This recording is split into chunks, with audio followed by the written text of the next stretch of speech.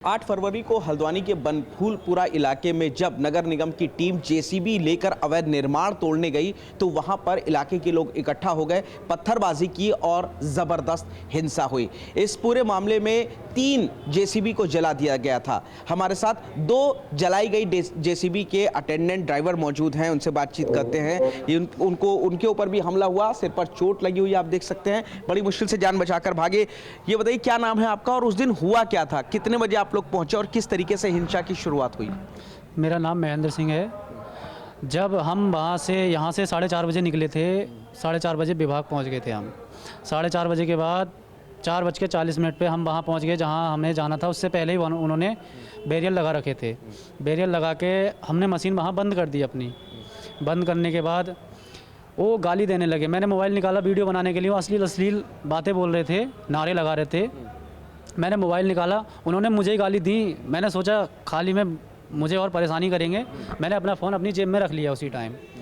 उसके बाद वहाँ पर हमने मशीन स्टार्ट करी, थोड़ी पीछे करी अपनी मशीन। पीछे करते ही उन्होंने उत्पात करना चालू कर दिया हमारी मशीन के ऊपर। जो बैरियल थे वो हमारे मशीन के ऊपर ही फेंकने लगे, वो बैरियल को उठा के। तब बहुत ही भीड़ थी वहाँ पर, देखने लायक मंजर था। जैसे कि जो गली थी, जहाँ तक भी निगाह जा रही थी गली में सर ही सर दिख रहे थे। इधर गली थी उधर गली थी, सर ही सर दिख रहे थे। कोई भी समझाने वाला नहीं था उनमें से, सब वही उत्पात करने वाले थे। तो पत्थरबाजी उन्होंने शुरू कर दी फिर आप लोगों के ऊपर? पत्थरबाजी उस टाइम शुरू नहीं थी, वो उत्पात उसी टाइम हुआ था। फिर थोड़ी देर में पुलिस आई, पुलिस ने सबको हटा दिया वहाँ से। वो भी शांतिपूर्वक हट गए थे। हमने सोचा ठीक हो गया, चलो शांतिपूर्वक हटे हैं। तो थोड़ा आगे जाके जब हम वहाँ पे पहुँचे अतिक्रमण हटाने के लिए, अतिक्रमण हमने हटाने के लिए पहला ही बूम रखा था। बूम रखते ही उन्होंने पथराव चालू कर दिया चारों तरफ से। हमारी मशीन उसी टाइम तोड़ दी थी पूरी। ये सर भैया हमारे उतर भी आए थे उस मशीन से कि भाई मैं नहीं चला रहा हूँ मशीन, मेरे ऊपर तो ऐसे ऐसे हमला कर रहे हैं। तो हमारे एसडीएम सर ने चारों तरफ हमारे पुलिस लगा दी। कोई पत्थर नहीं आया जब तक हमने उसे ध्वस्त नहीं किया। ध्वस्त करने के बाद जैसे ही हम आने के लिए तैयार हुए कि हाँ भाई चलो अब हो गया काम, उसके बाद उन्होंने पीछे से ऐसा पथराव चालू किया, बहुत ही ज़्यादा पथराव चालू किया था, जिससे हमें मशीनें छोड़नी पड़ गई, जान बचानी भारी पड़ गई थी हमें। सामने से मंजर यही दिखाई दे रहा था, आज मौत है हमारी और कुछ नहीं है, घर नहीं पहुंच पाएंगे आज हम। चश्मदीद भी लगातार बता रहे कि क्या कुछ उस रात को हुआ था। तो हल्द्वानी हिंसा के चश्मदीद ने TV9 भारतवर्ष से बताया, उपद्रव के लिए भीड़ पहले से वहां पर जमा थी, यानी ये कहीं ना कहीं सुनियोजित था। ये कहने की कोशिश चश्मदीद भी कर रहे हैं। महिलाएं बच्चे भी जो वहां पथराव हुआ उसमें शामिल थे, ये चश्मदीदों का कहना है।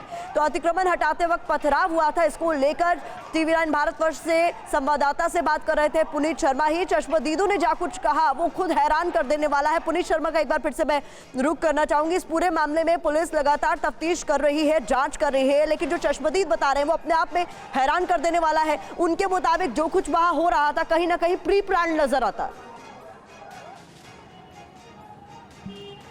बिल्कुल, जो ये दोनों जेसीबी के ड्राइवर बता रहे हैं, बड़ा खुलासा कर रहे हैं। पहला बड़ा खुलासा ये है कि उन पत्थरबाजों में महिला और बच्चे भी शामिल थे। 8-8 साल के बच्चे थे और महिलाएं थी जो कि पत्थरबाजी कर रही थी। इसके अलावा एक और बड़ा खुलासा चश्मदीदों ने किया। उन्होंने बताया कि मोबाइल से फ़ोन कर करके लोगों को बुलाया जा रहा था, यानी कि पूरी प्लानिंग की गई थी और जो बाहर के लोग थे उनको बुलाया गया। उन्होंने ये भी बताया कि 5:30 बजे के आसपास जो हल्द्वानी की दुकानें थी वो सारी बंद करके लोग वहाँ पर पहुँचे और बाद हिंसा में हिस्सा लिया गया।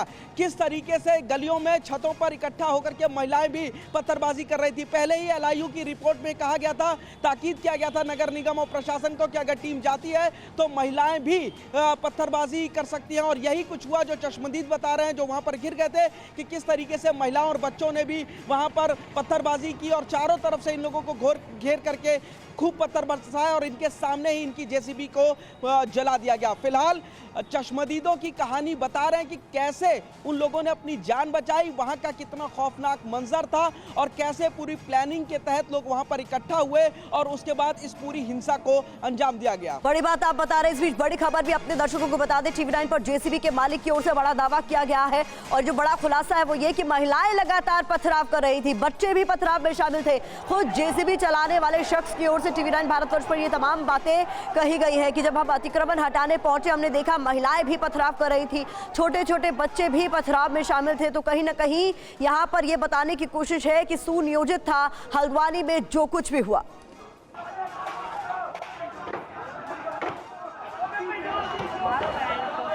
8 फरवरी को हल्द्वानी के बनफूलपुरा इलाके में जब नगर निगम की टीम आप बताइए, आपकी मशीन भी आपके सामने जली, किस तरीके से आपने? सर मेरा नाम रवि है। मेरी मशीन तो मेरे सामने नहीं जली है, भैया सामने थे। जब हम काम करके निकल रहे थे, पीछे से भीड़ ने जब पथराव किया हमारे ऊपर, तब मुझे मशीन अपनी वहाँ छोड़नी पड़ी। अच्छा। हाँ जी सर। तो निकल के फिर कैसे आए? गलियों में भी भीड़ थी, पत्थरबाजी हो रही थी? पुलिस की सेफ्टी के साथ हम आए, पुलिस के आगे आगे थे, आगे पीछे हम बीच में मिल बांट के हम आ रहे थे आगे आगे को।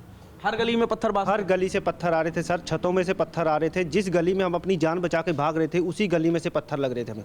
सामने से भी पत्थर लग रहे थे, ऊपर छतों में से पत्थर लग रहे थे। तो क्या उनमें महिलाएं भी शामिल थी? उनमें महिलाएं भी शामिल थी, बुरखे वाली महिलाएं भी थी, 8-8 साल के बच्चे भी थे, पुरुष भी थे।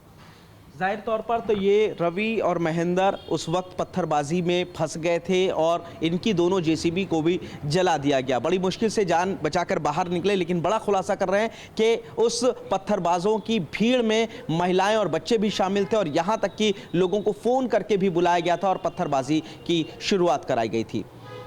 कैमरामैन रोहित के साथ पुनीत शर्मा, TV9 भारतवर्ष, हल्द्वानी।